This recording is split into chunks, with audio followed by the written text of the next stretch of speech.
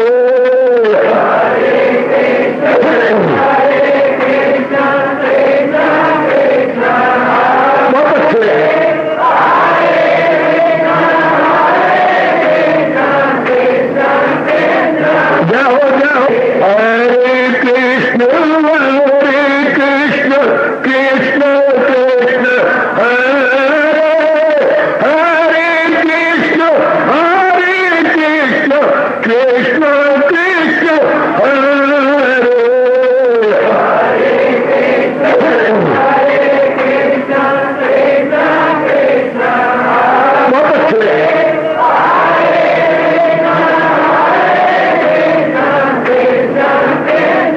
जाओ जाओ हरे कृष्ण कृष्ण कृष्ण हरे हरे कृष्ण कृष्ण कृष्ण हरे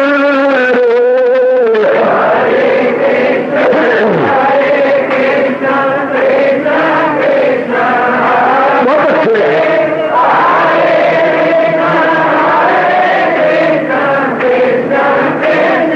जाओ जाओ हरे कृष्ण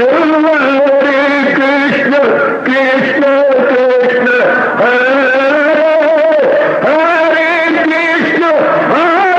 कृष्ण कृष्ण कृष्ण हरे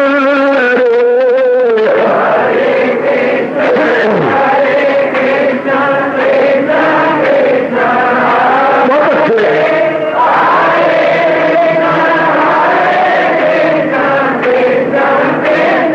जाओ विष्णु हरे कृष्ण कृष्ण हरे हरे कृष्ण कृष्ण कृष्ण हरे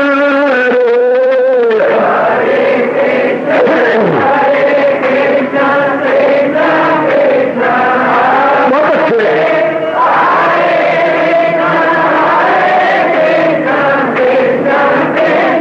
जाओ जाओ कृष्ण हरे कृष्ण कृष्ण हरे हरे कृष्ण कृष्ण कृष्ण हरे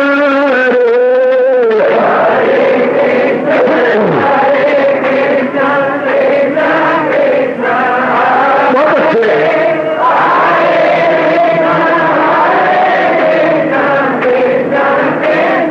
जाओ जाओ हरे कृष्ण कृष्ण हरे हरे कृष्ण कृष्ण कृष्ण हरे हरे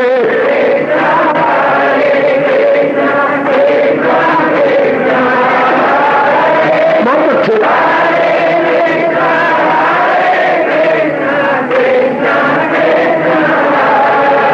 अपनी शहंशाह की आज आरती बड़े प्रेम और श्रद्धा से उतारे।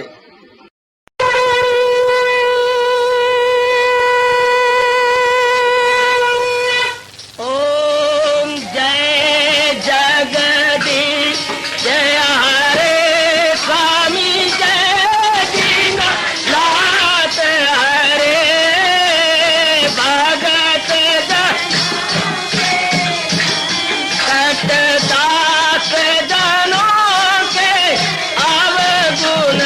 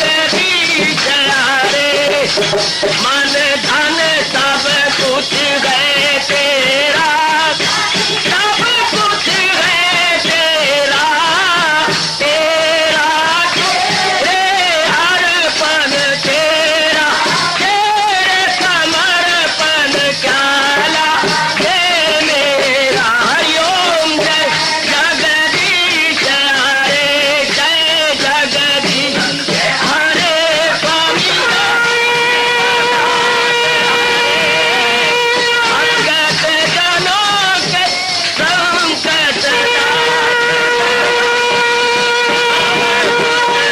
साधारी दूर कर।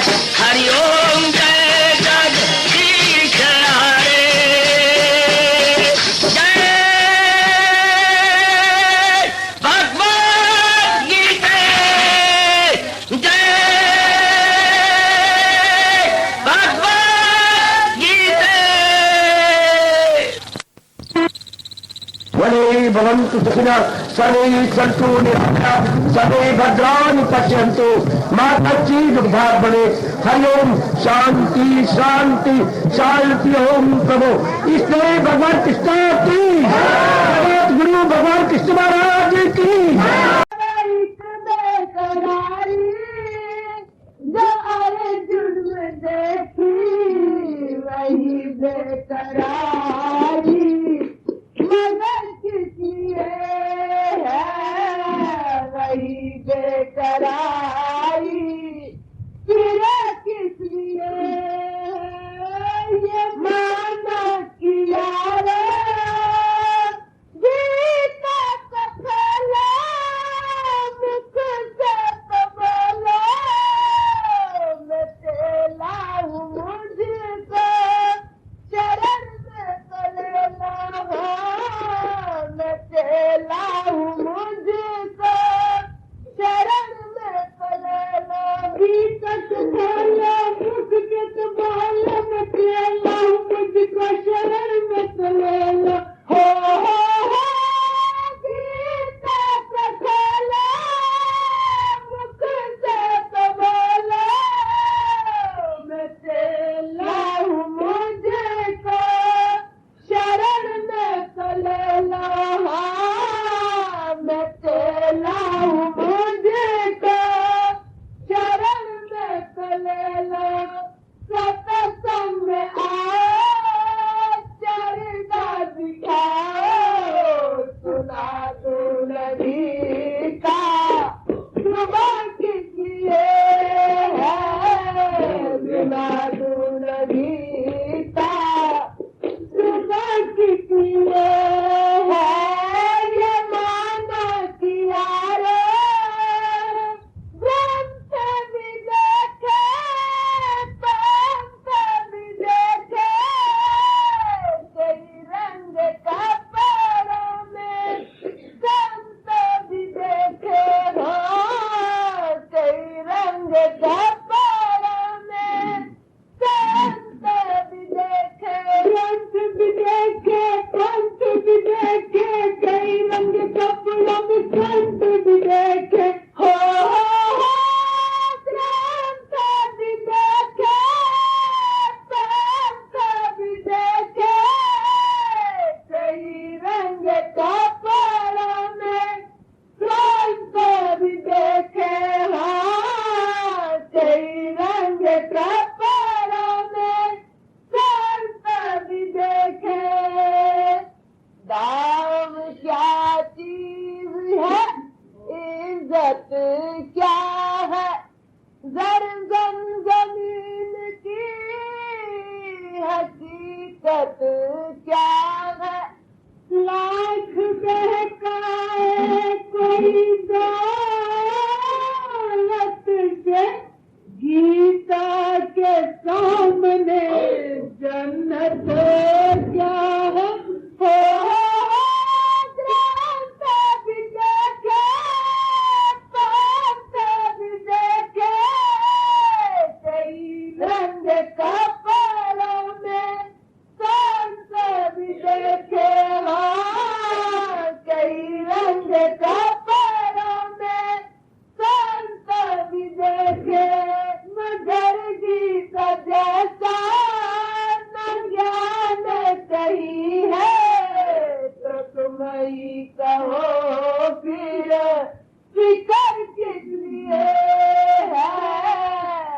तुम ही कहो फिकर किस लिए है ये माना किया रे समय कल युग है प्रभु की ये गीता मगर किस लिए है प्रभु की ये गीता मगर किस लिए है ये माना किया ना भक्ति कमाना ये गीता सिखाती मेरे सुन मन में रोन खिलाती हाँ मेरे सुन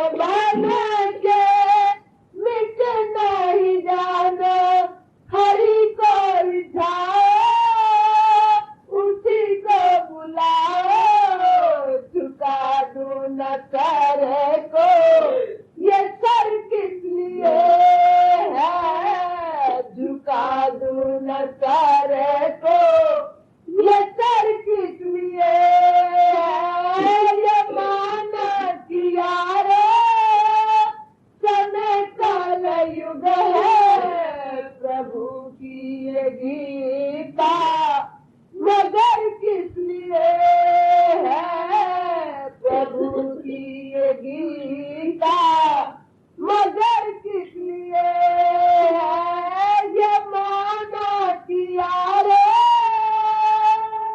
प्रभु नमो भगवते वासुदेवाय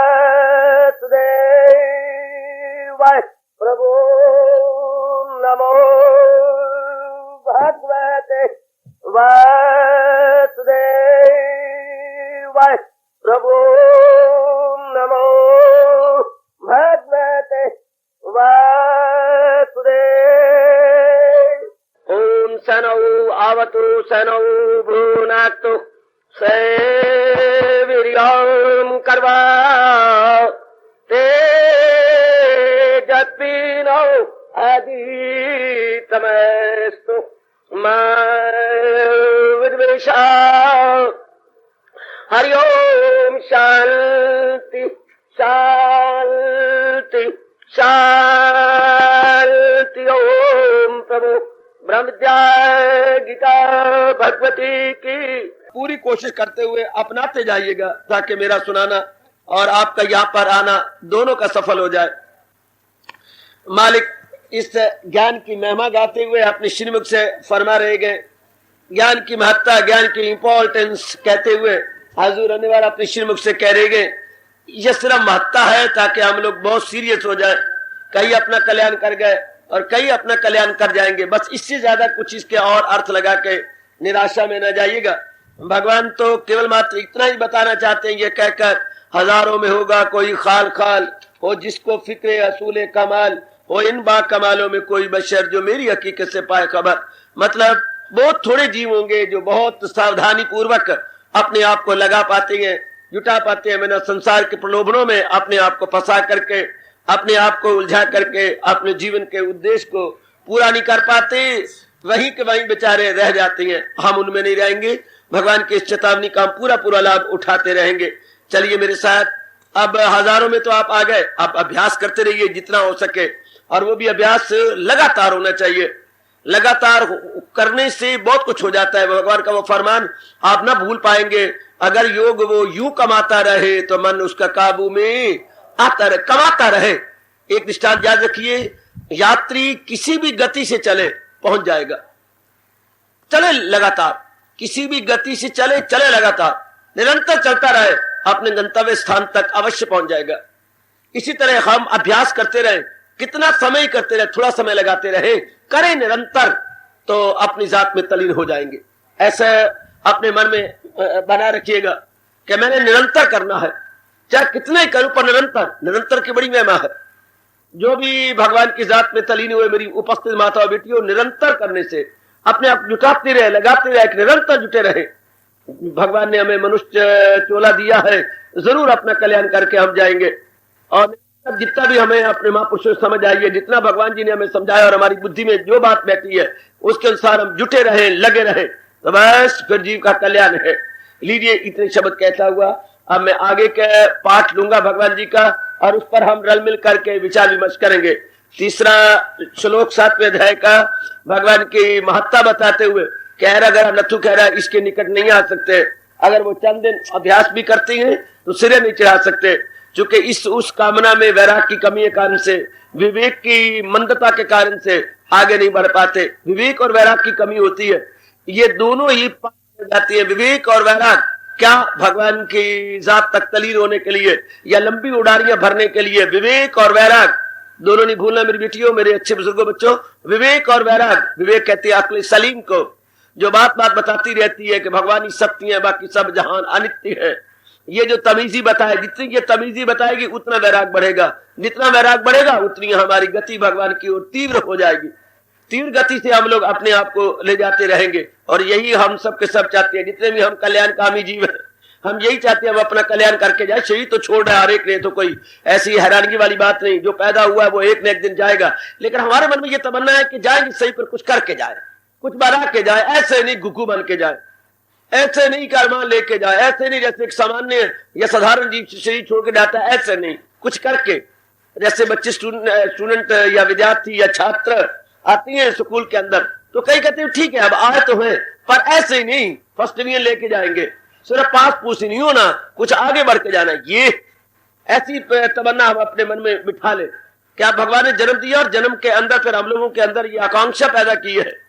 इस आकांक्षा का हम पूरा लाभ उठाते हुए जाएंगे और कुछ नहीं करना। मेरी बुजुर्गों बच्चों, लगातार वृत्ति अपने मालिक में लगा रखे। भगवान ने सारी बातों को एक तरफ रखते हुए आप सज्जनों के लिए कितना मार्ग आसान किया है। सदा मेरा प्रेम जिसे ध्यान गए तो मिलना मेरा उसको आसान है। वृत्ति को भगवान में लगा रखिए। आप कहेंगे कैसे लगे रहे? इस ये सोचते हुए कि भगवान से मेरी तृप्ति और संतुष्टि होनी है, बाकी जो कुछ भी नजर आ रहा है वो सुंदर बनाया भगवान ने, लेकिन है थोड़ी देर का। जो कुछ भी नजर आता है ये थोड़ी देर का है। आता जरूर है, बिल्कुल ठीक है, जहां में प्राणी पदार्थ भगवान ने बनाया बड़े आकर्षक बनाया, लेकिन चंद रोजा है। चूंकि ये थोड़े दिनों के, इसलिए मन खट्टा हो जाता है। ये भी क्या, अब दिन आया था, हमने दिन के साथ चिपटे तो नहीं, दिन का लाभ उठाया है, अब दिन जा रहा है, अब सायंकाल होने वाली है, फिर रात्रि हो जाएगी। जैसे सूर्य उदय के बाद अस्त जरूर होता है, हाँ, इसी तरह जो दिन चढ़ता है वो चढ़ता है, इसी तरह जो हालात बनती है वो बदल जाती है। दुनिया की कोई भी चीज अपने आप में न टिकी हुई है न ठहरी हुई है। जब हमें ये बात भली प्रकार समझ आ जाती है, भले ही हम दुनिया में रहेंगे लेकिन दुनिया के बन के नहीं रहेंगे, दुनिया में रहेंगे, दुनिया के नहीं रहेंगे। दो शब्द बड़े कमाल के हैं। दुनिया में रहना पाप नहीं है, दुनिया के बन के रहना पाप है। हमने दुनिया में रहकर ये बात समझ नहीं आई, शुरू में समझा देता कोई बड़ा अच्छा होता। दुनिया में रहकर भगवान के बन के रहना, इतनी बात अपने मन में बिठा लो, बहुत कल्याण होगा। मेरी बताओ बेटियों, दुनिया में आकर भगवान के बन के रहना, बिठा लो मेरे बच्चे। दुनिया में आए, मैं भी आया हूं, आप भगवान के बन के रहना है। दुनिया वाले गलती करते, दुनिया में आकर दुनिया के बन के रहती है, और दुनिया आज तक किसी की बनी नहीं। मजा आता ना, करोड़ों व्यक्ति दुनिया के बने हुए, पर दुनिया किसकी बनी? आज तक दुनिया किसी की नहीं बनी। दुनिया का मतलब नाम रूप, दुनिया और शक्ल, दुनिया का मतलब नेम और फॉर्म, आज तक किसी के नहीं बन सके। कोई भी प्राणी पदार्थ आज तक किसी का नहीं बना, चाहे कोई कितनी कोशिश कर ले, जो मर्जी बनाता रहा। दुनिया में आकर ये बात गजब कीजिए, भगवान के बन के रहना है। जिसने ये राज की बात ले ली, कल्याण उसका हो गया। जिस मेरी मैया, मेरी बेटी ने इस बात को पकड़ लिया, क्या नहीं कल्याण है उसका। आइएगा, इतनी मन में भाव रखते हुए फिर हमारा क्या होगा? वृत्ति भटकेगी भी नहीं, हमारी वृत्ति इधर उधर जाएगी नहीं, वृत्ति जमी रहेगी भगवान के अंदर, और वृत्ति जमी रहेगी, एकाग्रता बनी रहेगी, जीव का बड़ी जल्दी कल्याण हुआ। यही भगवान ने मुझे और आपको कहा, कर्म कर जो तू कर सकता है, जो तू समझता है मेरे कर्म, लेकिन मुझे याद अर्जुन बाहर रंग कर लिए जा मेरा नाम और जंग कर। जो जिंदगी की संघर्ष है उसमें हम लगे रहेंगे, लेकिन भाव ये बना करके कि अपने जो इस सारे संसार की सच्चाई है उसको मैंने अपने मन में रख के करना है। जो सारे संसार, कोई राम कहता है, कृष्ण कहता है, कोई और नाम ले लेता है अपनी श्रद्धा अनुसार, लेकिन ये रखना भगवान, जिस भगवान से सृष्टि बनी है वही सच्चाई है। सृष्टि सच्चाई नहीं है, सृष्टि बनाने वाला सृष्टा सच्चाई है। इतनी बात रख करके अब भगवान ने छूट दे दी है, करे जिस कदर उस पे लाजम है काम, मगर आसरा मुझ पे रखे मदाम। ये जो भगवान ने साथ कह दिया ना, मगर आसरा मुझको रखे मदाम, ये कमाल कर दिया। ये हम लोगों ने पक्का कर, जो जहान वाले इस बात को छोड़े हुए करते तो हैं, जो समझते हैं अपने लिए जरूरी, लेकिन ये नहीं समझते कि हमने, ये हमारे लिए जरूरी है कि महाराज जी का सहारा लेकर के, जिसने सृष्टि को बनाया है और जो अपनी शक्ति से इसे ठहराए हुए है और जो अपने में इनको लेता जा रहा है, भगवान की तारीफ। जैसे पानी से बुलबुला निकला है, पानी पे खड़ा और पानी में लीन हो जाता है, भगवान से सृष्टि बनी है, भगवान की शक्ति पर खड़ी और भगवान में लीन होती चली जा रही है। ये भाव हमने बनाए रखना है। ये भाव भगवान करे हमारे में बना रहे। जब ये बना रहता है फिर हमारा मान एकाग्र और अपना कल्याण कर जाता है। फिर बस फिर बा कमालों में कोई बशर, फिर भगवान को यथार्थ रूप में जानता हुआ जीव अपना कल्याण करता हुआ सदा के लिए भगवान की जात में समा जाता। शरीर रूपी घड़ा तो टूटेगा, पर मुबारक अगर उस घड़े से लाभ उठाया जाए, और वो भी पारमार्थिक और आध्यात्मिक लाभ। लीजिए चौथे श्लोक की ओर बढ़ेंगे, जरा उसको साथ रखिए। हो इन बाकमालों में कोई बशर जो मेरी हकीकत से पाए खबर। अब भगवान अपने बारे में बताने जा रहे हैं। माना कि यह मुश्किल है हजूर को यथार्थ रूप में जानना। माना मेरे बेटे, अनुभवी महापुरुषों ने बता गए, परे भटकती लाखों पंडित हजारों दाना करोड़ों सियाने, जो खूब देखा तो मित्र प्यारे, खुदा की बातें खुदा ही जाने। अब परमात्मा अपने बारे में अपना परिचय देने जा रही है। Very good. हजूर अपना परिचय अपने श्रीमुख से देने जा रही हैं। देखिए जरा हम समझने की वो कोशिश करेंगे जो मालिक बताने जा रहे हैं। चौथे श्लोक से भगवान अपना परिचय दे रहे हैं। देखिए मेरे बच्चे, भगवान अपने बारे में बता रहे हैं। भूमि आपा अल्लाह वायु क्षम मन बुद्धि एवच अहंकारा इति इयं में भिन्ना प्रकृति अष्टधा हरि ओम तत् हरि ओम तत्सत् हरि ओम तत्सत्। बोलचाल में हम कई बार कहते हैं कुदरत, अंग्रेजी में नेचर, अपनी मातृभाषा में कहती है प्रकृति। लेकिन अगर उल्ट के मेरी जैसा पर सवाल कर ले, प्रकृति किसे कहती है? प्रकृति ये तो कोई जवाब नहीं। प्रकृति किसे कहती है? नेचर क्या है? लो भगवान जी अपने श्रीमुख से बता रहे हैं। नेचर किसे कहती है? प्रकृति क्या है? प्रकृति के यथार्थ रूप में परिभाषा या डेफिनेशन क्या है भगवान के अपने शब्दों में? लीजिए जवाब। भगवान कहते हैं पहले तो 5 तत्व गिन लो। 5 तत्व ऊपर से ले लो। पहले आकाश भगवान ने बनाया, आकाश के बाद वायु बनाई। ध्यान सुनना मेरे बच्चे, 5 तत्व किस तरह वजूद में आए हैं। पहले आकाश, आकाश के बाद वायु, वायु के बाद आपके सूर्य, सूर्य के बाद जल, और जल के बाद पृथ्वी। 5 तत्व। ध्यान से जरा, आकाश जो ही कोई घेरा हो जाता है तो वायु जरूर आ जाती है, तो पवन देवता, उसके बाद सूर्य देवता, उसके बाद जल, उसके बाद पृथ्वी। हजूर ने कहा ये 5 तत्व सृष्टि किसे कहती है? ये 5 तत्व ये, और उसके बाद इनको महसूस करने वाला मन, बुद्धि और अहंकार। मन विचार करने वाला, बुद्धि निर्णय करने वाली, अहंकार कुछ अपने बारे में विचार करने वाली, मैं कुछ अपने बारे में। अहंकार का मतलब बहुत अहंकार नहीं, कुछ हमें पता तो है मैं नर हूं, मैं फलाने घर से आया हूं और भगवान की वाणी सुनने आया हूं, ये कुछ अपनी जानकारी। अहंकार का मतलब बहुत बहुधा अहंकार नहीं, वो तो फिर इधर आ नहीं सकते।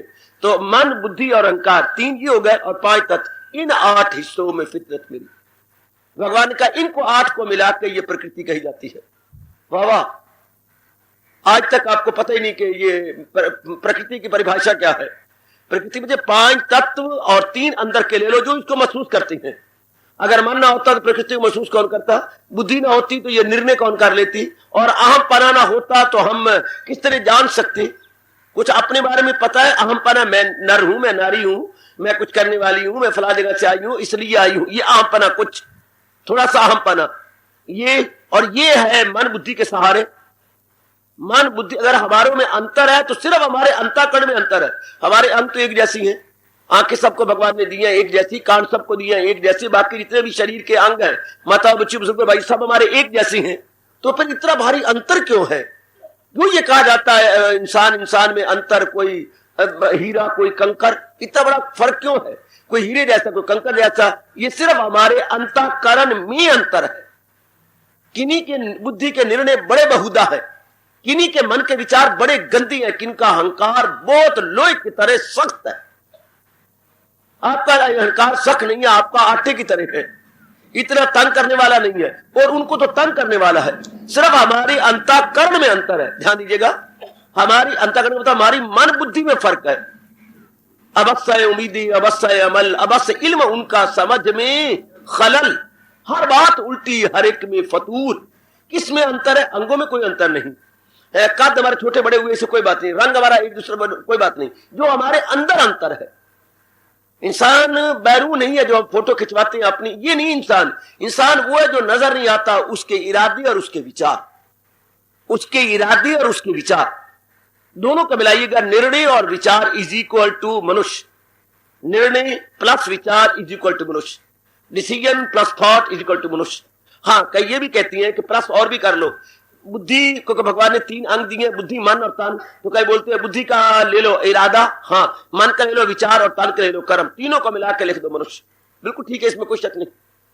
मनुष्य की तारीफ क्या है? मनुष्य इज इक्वल टू क्या? निश्चय, विचार और कर्म, इन तीनों को मिला के decision, thought and actions is equal to man. जरा ध्यान सुनो मेरे बच्चे, इससे बढ़िया तारीफ नहीं हो सकती इंसान की। इंसान क्या है आप तो पता नहीं क्या क्या सोचती रहेंगी।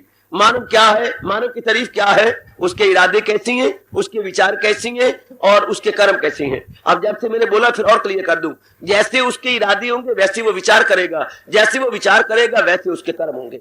ये एक दूसरे के आश्रित है। जैसा इरादा वैसे विचार, जैसे विचार वैसे कर्म, और फिर भी आगे ही बोल दूं, जैसा कर्म वैसी प्रतिक्रिया, फल। कोई दुख पा रहा है तो अपने कर्मों द्वारा, कोई सुख पा रहा है तो अपने शुभ कर्मों द्वारा। तो 3 ही अंग दे के भगवान ने हमें पैदा किया। तो शुरू में बताया नहीं कि हमारी बदकिस्मती, हमें ऐसे माँ बाप मिले जो सिर्फ खिलाने पिलाने और मुंह में डालने वाले थे। हमें विचारवान माँ बाप नहीं मिले, हमें अच्छे भगवान के प्यारे माँ बाप नहीं मिले। जब तक बच्चे को शुरू से न बताया जाए, बच्चा ठीक बन ही नहीं सकता। बड़े भाग्य उनके अच्छे जिनको शुरू से वातावरण बड़ा पवित्र और धार्मिक मिला है, और शुरू से ही जिनके इरादे विचार माँ बाप द्वारा अच्छे बनाए गए हैं। अब हमने साधना करनी क्या है? जो कुछ हमने गलती से किया है उसी को दूर करना है। बच्चा पट्टी लिख रहा था, पट्टी लिखते लिखते पता नहीं क्या हो गया, उसको स्याही गिर गई या ऊंघ आ गई, वो लकीरें लग गई। अब उसने करना क्या है? घर में जाके पोंछनी है पट्टी, और जो गाचनी आती है, गाचनी से पानी से लेके पोंछ के उसे साफ करना है। अब हमने यहाँ करना क्या है? जो गंदे विचार, गंदे इरादे, गंदे कर्म किए, पोंछने हैं उनको। भगवान जी के इन विचारों को लेकर सजनों और मेरी माताओं बेटियों, हमने पोंछ देना, निर्मल कर देना। That is all. जो ही मन निर्मल हुआ, भगवान के दर्शनों के काबिल हो गया। बिल्कुल निर्णय करने वाली बात। तो अब भगवान ने प्रकृति को बताया कि 5 तत्व और 3 गुण मिला करके ये क्या हो गया? ये प्रकृति हो गई। और अगर सिर्फ 5 तत्व कहोगे तो फिर हर शरीर जो भी नजर आ रहा है हमें, सूक्ष्म या स्थूल, चाहे वो देखने में अणु और परमाणु है और चाहे वो देखने में बहुत भारी भरकम हाथी है, ये सब 5 तत्वों के बने हुए हैं। चाहे एक बिल्कुल ललकुलल्ला इंसान है, मेरी मूड व्यक्ति, और चाहे उच्च कोटि के ब्रह्मा जैसे बड़े बुद्धिमान, सारे 5 तत्वों से बने हुए हैं। सब के सब 5 तत्वों से। फिर प्रकृति का नियम है, जिसके लिए हमने ये शरीर धारण किया है, वो अपने कर्म पूरे करने के बाद फिर ये शरीर 5 तत्वों में चला जाएगा। ये तो हमारे मुंह को चोट लगती है, वरना भगवान की दुनिया में कुछ नहीं बिगड़ता। भगवान ने 5 तत्वों से बनाया, 5 तत्व फिर वापस चले गए। भगवान का तो कुछ नहीं बिगड़ा। ये तो हमारे भी जो वासना मन में पैदा हो जाती है, हम कहते हैं मैं मर रहा हूं, हम समझ लेते हैं, शरीर के साथ अटैचमेंट हो जाती। मैं मर रहा हूं, वाले कभी तो मरता ही नहीं कभी, और ये कभी रहता भी नहीं, कभी मरता भी नहीं। इसी तो 5 तत्वों में जाना है, तो 5 तत्वों में जाना है, इसकी मौत थोड़ी है। पर हमने मौत समझी है कि शरीर का डिकम्पोज हो जाना ही मौत है ना। शरीर तो बनाया गया, ये मकान तो बनाया गया है जीव के रहने के लिए, और जीव रहता है अपने अरमानों को पूरा करने के लिए, और अरमान लेके आया है मन बुद्धि। तो प्रकृति को समझ लो पहले, 5 तत्व और मन बुद्धि और अहंकार, इनको मिलाकर के हम कहेंगे कुदरते कामिला। उर्दू में कहेंगे, अपनी भाषा में कहेंगे दिव्य प्रकृति, अपनी इंग्लिश में बोलेंगे डिवाइन नेचर।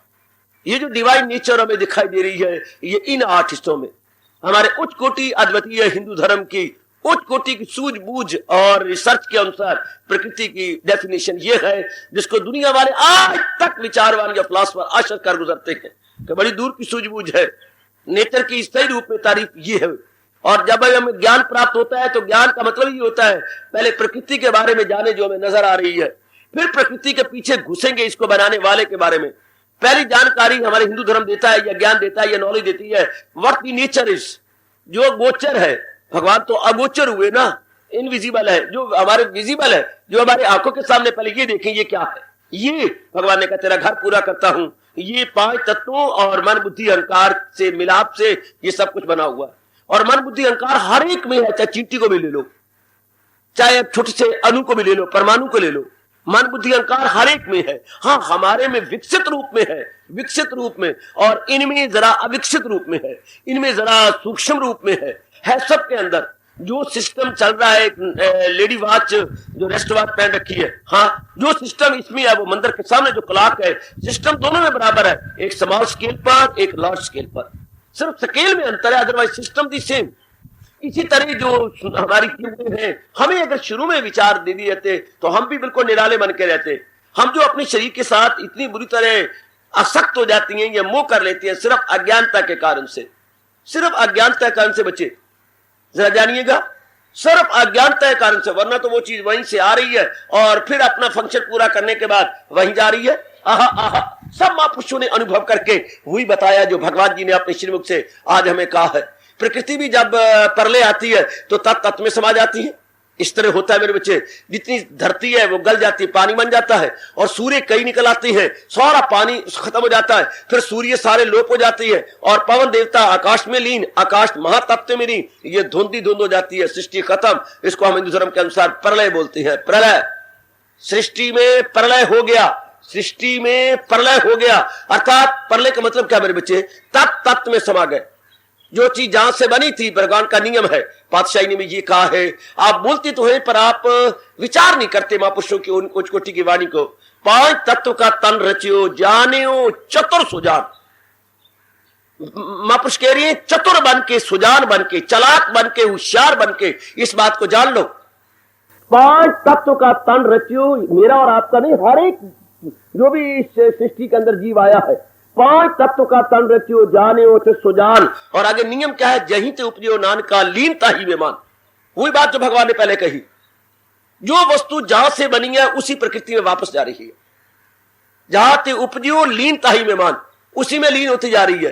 काश इंसान इतना विचार करता, सोचता, परमात्मा के नजदीक पहुंच के अपना कल्याण कर जाता। हजूर करें प्रकृति क्या है, पांच तत्व और तीन गुणों से। अच्छा, मन बुद्धि पर फिर कहूं, बुद्धि जो भगवान ने साथ मिला दी, अगर बुद्धि ना हो तो इंसान किसी काम का नहीं। पांच तत्वों से शरीर बने हुए हो, बड़े सुंदर शरीर बने हुए हो, बड़े अच्छे बने हुए हो, बड़े दिलकश या आकर्षक या चार्मफुल शरीर बने हुए हो। अब बुद्धि हो तो ये निर्णय करे ना कि शरीर से मैंने करना क्या है। भगवान बुद्धि तो सबको शानदार दे। सामान्य बुद्धि तो कुत्ते में भी है, बिल्ले में भी है, सुअर में भी है, पशुओं में भी है, इन सारों में सामान्य बुद्धि तो है, लेकिन विशेष बुद्धि चाहिए। विशेष का आप अर्थ लगाएंगे क्या, मुझसे पूछना चाहेंगे विशेष किसे कहते हैं? जो ये जाने कि मेरा भला किसमें है, मेरा बुरा किसमें है। हाय, जो इतनी तमीजी करवा दे, ओ मेरी मैया, मेरी अच्छी बेटी, जो हम लोग को इतना भेद करवा दे, मेरा भला किसमें है, मेरा बुरा किसमें है, ये बुद्धि बताती है। परमात्मा कृपा करते हैं, हर इंसान के पास ये फैकल्टी दी जानी चाहिए थी, पर वो किसी किसी को देते हैं। मैं देता हूं उनको वो दानिश का योग, 10वें अध्याय में भगवान जी फरमाते हैं, मैं देता हूं उनको वो दानिश का योग हो जाती है मुझसे वात्सल वो लोग। अर्जुन, मैं उनको विशेष बुद्धि देता हूं जिसके प्रताप और फलस्वरूप वो मेरी जात में तल्लीन हो जाते हैं। वरना मेरी ये उमंग है कि भगवान ऐसी बुद्धि हर एक को दे। सामान्य बुद्धि खाने पीने भोगने की हर एक के पास है, खाना पीना भोगना ये तो हर एक के पास है। आहा, ईटिंग ड्रिंकिंग मैटिंग ये तो हर एक के पास है, पर ये तो पशु जैसी हो गई, ये तो वैश्याना हो गया, ये तो बिल्कुल डंगरपना हो गया। आगे एको ही धर्मा अधिको विशेषा धर्मेन हीना पशु भी समाना। अगर सामान्य बुद्धि ना विशेष बुद्धि हो तब तो मजा आ गया। तो बुद्धि से ही इंसान जाना जाता है, बुद्धि से ही अगर हम फर्क नजर आता है तो क्या, कईयों की बुद्धि बड़ी विकसित मेधावी होती है, बड़ी इंटेलिजेंट होती है बुद्धि के कारण से। और आप भी देख लो, अगर आपकी कदर हो रही है तो आपकी अच्छी सूझबूझ है, आप चुस्त है, होशियार है, और आपको कहा भी जाता है, आप सुनते भी हैं ना। कोई मेरे क्षमा करना मुझे, क्या लोगों को शरीर नहीं प्यारा, लोगों को काम प्यारा है। चाम नहीं प्यारा, काम प्यारा। कहा जाता है पुत्र, हमें काम नहीं प्यारा, हमें चाम प्यारा है। चाम नहीं प्यारा, काम प्यारा है, हर एक अपने घर से है। अगर आप चुस्त हैं, होशियार हैं, जो भी कोई आपका रिश्ता बनाता है या आपका रिश्ता बना हुआ है अपनी उन्हें कामनाओं कारण से, आप भगवान आप करें एक्टिव हो, चुस्त हो, होशियार हो। अगर आप चुस्त और होशियार होंगे बड़े शानदार बनेंगे। हर इंसान की समाज में कदर भी वही होती है जो अपनी बुद्धि से विशेष काम लेता है। आपने समाज में सुना भी हुआ, पुराने कथा भी आपने सुनी थी, वो जो सारे जानवरों ने मीटिंग बुलाई थी कि शेर कईयों को मार जाता है, हमारा बेड़ा गर्क कर रहा है, तो मीटिंग बुला के शेर के पास गए। शेर ने कहा तुमने क्यों मीटिंग बुलाई? हमने इसलिए बुलाई कि आपको तो एक जीव चाहिए रोज खाने को, वारी वारी करके हम आएंगे, आप इतने जीव ना मारा करें। बिल्कुल ठीक। तो कई जीव मरने लगे और उसके मुंह में जाने लगे। एक दिन खरगोश की बारी आ गई। आप जानते हैं पुत्र, खरगोश ने कैसे युक्ति से उसी शेर को ही मार दिया। तो अकल दिखो ना। इसी तरह महापुरुष कहती है, जब हाथी पर बैठा होता है महावत और वो ऊपर बजा रहा होता है जोर की धुंध भी, तो वो ये डिक्लेयर कर रहा होता है अकल बड़ी ना के भैंस, मामूली सा इंसान है, अपनी बुद्धि द्वारा उसे कंट्रोल कर रखा। एक मामूली सा है कि इंसान, हाथी के मुकाबले में क्या, पर हाथी के पास बुद्धि नहीं ना, इंसान के पास बुद्धि है, उसने अंकुश बना लिया, अंकुश बना के उसके दे ऊपर मारा छाती पर और उसे कंट्रोल कर लिया। हाथी के पास ऐसे नहीं है, विशेष बुद्धि इंसान के पास है। कितनी कदर करवाता है बुद्धि द्वारा इंसान, अपनी बुद्धि से क्या क्या नहीं कर लेता। सुनता हूं मैं, एक महाराजा थे, उनका एक बहुत बड़ा बगीचा था, लेकिन एक कोने में टेढ़ा रह गया था, क्योंकि उसके पीछे एक विधवा का मकान लंबा चौड़ा था, जो उसके पति बड़े अच्छी सर्विस पर थे, अचानक मर गए, वो बेचारी विधवा हो गई। तो राजा को बड़ा अखरता था जब वो सैर करने जाता था कि मेरा बाग बाकी तो बहुत सुंदर है, लेकिन इस अखीरले कोने में आके टेढ़ा हो जाता। उसने एक दिन विधवा कहा, आपको लाजमी तौर पर यहां से उठना होगा। मैं कैसे उठूं, मेरी 2 बच्ची, 2 मेरी बेटियां, मैं कहां धक्के खाऊं, तुम्हें जाना ही होगा। उसके पास घोड़ा था, राजा ने अपने सिपाही भेजे, धक्के मार के निकाल दिया। वो बेचारे घोड़े के ऊपर अपने बच्चों को लेकर के चली गई और रोती गई बड़ी बुरी तरह, और राजा को जितना हो सका किलो क्विंटल गालियां भी, बुछाड़े भी देती गई, किसने मुझे तबाह कर दिया, ये कर दिया, वो कर दिया, भगवान इसका भी करेगा, गरीब को ना सिता, गरीब रो देगा, सुनेगा खुदा उसका तो जड़ से भी खो देगा, ये भी खोया जाएगा, ये भी ये किया जाएगा। आगे एक महापुरुष भिक्षा मांगने के लिए जा रहे थे, दर्द भरी उसकी आवाज सुनकर रुक गए। महापुरुषों के मन में तो वैसी बड़ी दया होती है, जो यथार्थ रूप में महापुरुष हैं, माँ का हृदय रखा करते हैं। तो पसीज गया उनका मन, नजदीक पहुंचे, भगवती राम राम, राम राम महापुरुषों, क्या बात है, इतनी जार जार रो रही है, सारी बात क्या सुनाई। कोई बात नहीं, उतर घोड़े से, बाद मेरी इस झोपड़ी में घोड़ा और चल मेरे साथ। राजा के पास गए, आप इसको क्यों लाए महात्मा जी? मैं तो सिर्फ बात करने आया हूं। ये है तो क्या आ गई, बेचारी फरियादी बन के आई है, मैं तो थोड़ी सी बात करने आया हूं। हाँ, ये आपसे मकान नहीं लेती, हाँ फिर जो बात करनी चाहिए कीजिएगा। ये क्योंकि यहाँ पर इसके पति का बाप भी रहा और उसका बाप भी रहा, 2-3 पीढ़ियां यहाँ रही हैं, तो ये चाहती है कि आप कहीं ना कहीं भिक्षा मांग मूंग के किसी के मन में दया आएगी, कहीं ना कहीं जो मकान बनाएगी, तो जहां मकान बनाएगी यहाँ जो जद्दी मिट्टी है ये वहां ले जाएगी, तो आप थोड़ी सी से मिट्टी तो उठाने दो यहाँ की, इसके मकान की जो आप गिरवा रहे गए, मकान तो गिरना शुरू हो गया था, तो मिट्टी तो ले दो। हाँ ले दे। तो वो बोरा ले आए, बोरा ला के उसने मिट्टी भर दी, मिट्टी भर के वो घोड़ा भी ले आया, अपने ले आई। अच्छा, तो बंद हो गया, नौकरी से बंद करवा दिया राजा ने। अब महापुरुष ने कहा, राजा साहब नजदीक आइए, जरा इसकी बोरा उठा के घोड़े पर रखवा दो। मैं बादशाह होता हुआ बोरा उठाऊं? जब मेरे पास इतने नौकर चाकर है, मैं अभी इशारा करता हूं और बोरा इसके ऊपर रखवा देंगे? नहीं महापुरुषों, राजन ये तो आपको उठाना पड़ेगा, उठाइए जरा। क्यों? और फिर इतना भारी मैं उठा, इस समय अगर महापुरुषों का मैं कहना मान भी लेता हूं तो इतना भारी तो मैं नहीं उठा सकता। राजन सत्य कहते नहीं उठा सकते ना, जरा बुद्धि के देखना जवाब, जरा बुद्धि देखना, बुद्धि लाजवाब, नहीं उठा सकते, नजदीक तो आइए, जरा उठाओ सही ना, इतना भारी मुझसे कैसे उठता है? राजन अकल से काम लो, तुम तो सारी प्रजा का राजा हो, अकल से काम लो। जब इतनी छोटा सा बोरा मिट्टी का नहीं उठा सकोगे तो इतनी बड़ी इसकी जमीन की मिट्टी अंत समय कैसे उठा के ले जाओगे? क्या आप उठाने में कामयाब हो जाओगे? क्या परमात्मा आपसे पूछेगा? जाति बात तो शरीर छोड़ के जाओगे।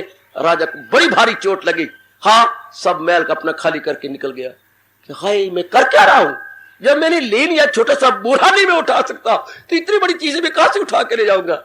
शाबाश बुद्धि। एक मकान तो क्या, राजा ने कहा ये सारा महल ही अपने नाम लिखवा ले। थोड़ी सी बात समझ आनी चाहिए, थोड़ी सी बात। भगवान करिए अच्छी अकल हर एक को मिलनी चाहिए। भगवान हमें बर्थ राइट रूप में या पैदाइशी रूप में हमें सारों को बुद्धि शानदार दे। बुद्धि अच्छी ना हो तो फिर काम खराब होता है, लिल्लड़ बड़े बड़े होते हैं, कुछ नहीं, जिनको ये नहीं पता मेरा भला किसमें है, मेरा बुरा किसमें है। परमात्मा ऐसी बुद्धि दे हम सबको। हम ये यहाँ पर आते हैं अपनी बुद्धि को सफा करने आते हैं ना, अपनी बुद्धि को पवित्र निर्मल स्वच्छ करने आते हैं कि भगवान की उच्चकोटि की वाणी से हमारी बुद्धि स्वच्छ हो जाए, निर्मल हो जाए और हम अपना कल्याण करके जाए। Backup backup backup. बुद्धि बड़ी अच्छी, बहुत सुंदर, बहुत ही आला, और विशेषकर गीता जी की सोबत से तो बुद्धि बड़ी कुशाग्र हो जाती है, बहुत ही तेज हो जाती है। बच्चे बड़ी जल्दी पिकअप कर लेती है कि मेरा भला किसमें है, मेरा बुरा किसमें है, मुझे किस करने में मेरा लोक पर लोक बनेगा और किस ना करने में मेरा बुरे दिन की होती है ना, कि जो हमने जिंदगी में नहीं करना सारी दिन करते रहते सारी जिंदगी, और जो करना है उधर दिल नहीं लगाते। यही हमारे महापुरुष कह के चले गए, विनाश काले विपरीत बुद्धि। जिसके नष्ट भ्रष्ट होने के दिन आ गया, चाहे वो समाज है, चाहे एक व्यक्ति है, चाहे कुनबा है, वो विपरीत, उसकी बुद्धि विपरीत हो जाएगी। विपरीत का मतलब उल्टी, उल्टी मतलब जो नहीं करना वो करना है, जो करना है उधर जरा भी रुचि नहीं लेनी। सो बुद्धि बड़ी जरूरी होती है, भगवान ने इसलिए बुद्धि दी। और लेकिन भगवान ने एक बात कर दी है सज्जनों, बुद्धि के लिए भगवान ने ये कहा तुम्हें पुरुषार्थ करना पड़ेगा। भगवान ने हमें अंग तो बड़े सुंदर दे दिए, शरीर भी, शरीर के लिए कोई पुरुषार्थ नहीं करना पड़ेगा। भगवान ने खुद पुरुषार्थ करके मां के पेट के अंदर सुंदर शरीर बना दिया और इसमें स्प्रिंग बना दिए कि धीरे धीरे करके बड़ा होता जाए, बड़ा होता जाए, बड़ा होता जाए। इसका विकास होता जाता है 20, 25, 26 सालों के अंदर विकास जाता है। ये तो भगवान ने हमें मुफ्त में दे दिया। इसके लिए हमने पुरुषार्थ किया, इसका विकास करने के लिए, इसकी डेवलपमेंट के लिए मैं और आपने कुछ भी नहीं किया। हाँ, भगवान कहते पुत्र सारी तो नहीं ना, सब चीजें तो इसे मिल जाएंगे बाबा, टालते पक्की पकाई घल। अब एक के लिए पुरुषार्थ करना पड़ता है इंसान को, जी जान मार के, वो बुद्धि के लिए। बुद्धि का विकास करने भगवान बड़े खुश होते हैं कि बुद्धि का विकास करने के लिए हमें बहुत कुछ करना पड़ता है। सत्संग चाहिए, महापुरुषों के उच्च कोटि के शास्त्र चाहिए, फिर मनन चाहिए, फिर एकांत में बैठ के बार बार चिंतन चाहिए और भगवान की तरफ रुझान चाहिए, तब जाके बुद्धि के आवरण उतरते हैं। और आपको पता है बुद्धि के आवरण पड़ते कब है? जब जीव भगवान को भुला देता है, जहान के प्राणी पदार्थों को सब कुछ समझता है, इन्हीं के चिंतन में दिन रात लगा रहता है, इन्हीं को प्राप्त करता है, इनकी रक्षा में रहता है, गंदी गंदी वृत्तियां खड़ी हो जाती हैं, तो फिर भगवान के वो फरमान, जायल हुई अक्ल आया जवाल, फिर बुद्धि पे आवरण आ जाती है जब ये भगवान का चिंतन छोड़ देता है। कभी आप सोचिए इंसान का सवाल कब शुरू होता है, इंसान की पतन कब शुरू होती है? जब ये भगवान का चिंतन छोड़ के जहान के चिंतन में लगता है, तब काम बढ़ेगा, क्रोध बढ़ेगा, लोभ बढ़ेगा, अहंकार बढ़ेगा। इससे शारीरिक बीमारियां, मानसिक बीमारियां, बौद्धिक बीमारियां और सामाजिक बीमारियां चलती चली जाएंगी। जो इससे भगवान के इसलिए मालिक ने कहा है, जो हजूर ने कहा, अगर मुझको मन में बसाएगा तू तो हर रोग से पार जाए। उधर पातशाही का फरमान सुनते तो हो, पर विचार भी तो किया करो। परमेश्वर दे भुलिया व्यापन सभ्य रोग, ये नाना प्रकार के रोग, सभ्य का मतलब है शारीरिक, मानसिक और सामाजिक। ये नाना प्रकार के रोग कब शुरू हुए? जब जीव ने जहान को महत्ता दी और भगवान को महत्ता जरी नहीं दी।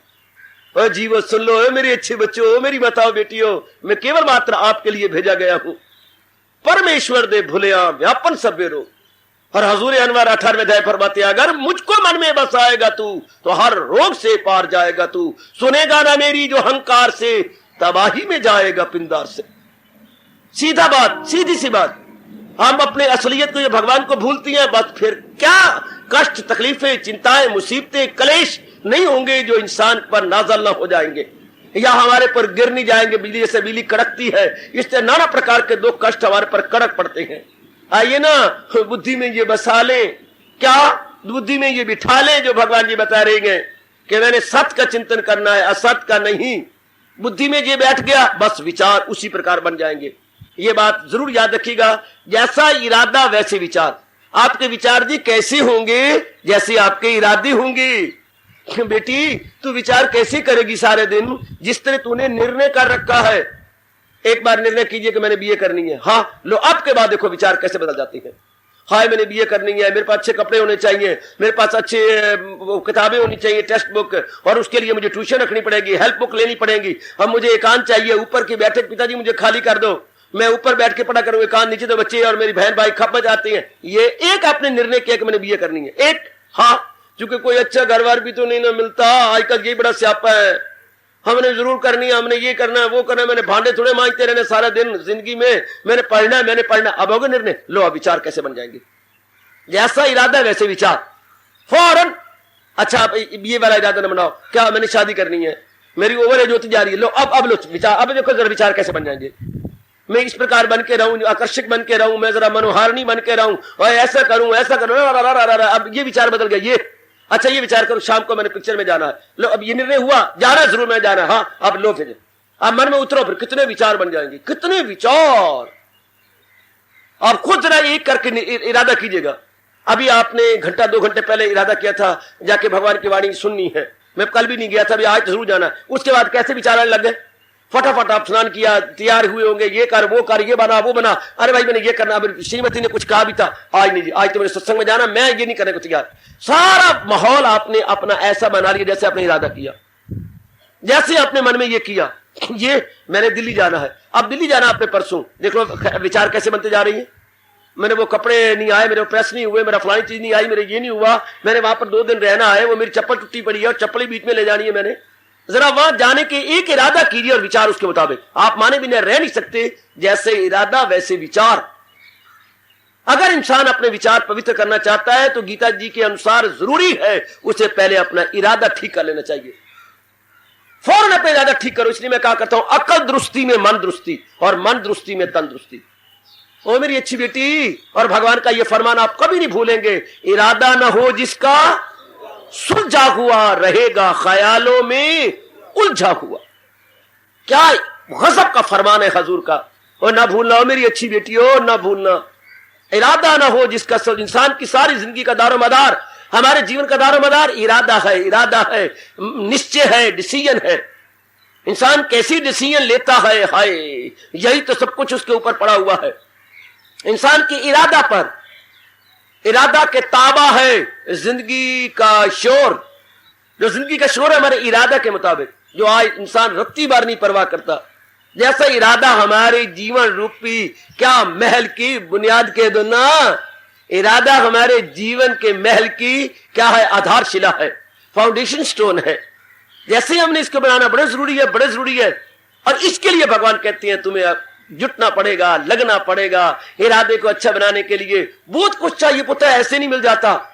बड़े अच्छे सत्संग चाहिए, बड़े अच्छे अनुभवी महापुरुषों के शास्त्र चाहिए, जिनकी बुद्धि खुल गई थी, जो मेधावी थे, जो बहुत ही बुद्धिमान थे, बड़े विचारशील थे, विवेकवान थे, दूरदर्शी थे। उनकी बुद्धि के विचार चाहिए हम लोगों को। उस पर हम मनन करें, मनन करके तब धीरे धीरे करके बुद्धि के अवर्ण खुलते हैं। वो अवर्ण हमने डाले थे जहान को सच्चा समय करके। बस अब लीजिए, विचार पवित्र हो गए, इरादा पवित्र, विचार पवित्र।